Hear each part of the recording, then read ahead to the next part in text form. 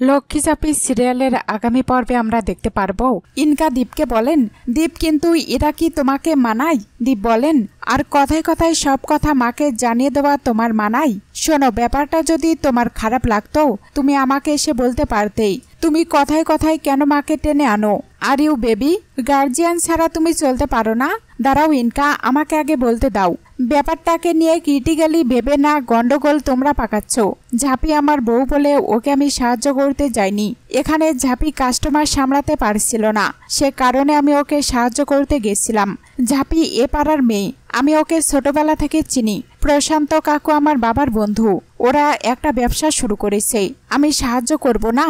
এতে ভুল কোথায়? আর এথিক্সের প্রশ্নই যদি বলো, ঝাঁপির সঙ্গে আমার ডিফারেন্স থাকতেই পারে, কিন্তু দিনের শেষে ঝাঁপি একজন ব্যবসায়ী, আর একজন ব্যবসায়ী প্রবলেমে পড়লেই আর একজন ব্যবসায়ী তার পাশে দাঁড়াবে, এটাই স্বাভাবিক।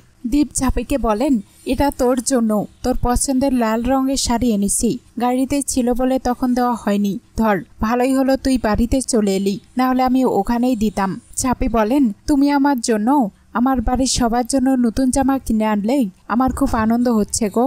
আমি সত্যি ভাবিনি তুমি এটা করবেই। দীপ বলেন, এতে এত অবাক হওয়ার কি আছে?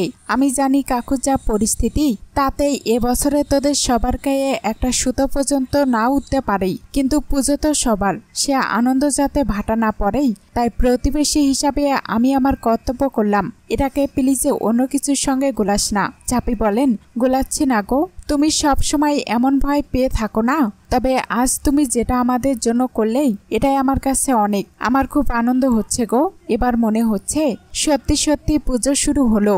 5 বছর আগে তুমি চলে গেছিলে, এই 5 বছর আমার পুজোয় রং ছিল না গো। আমি শুধু দিন গুনতাম তুমি কবে ফিরবে। আমার পুজোয় তুমি আমার রং এনে দিলে।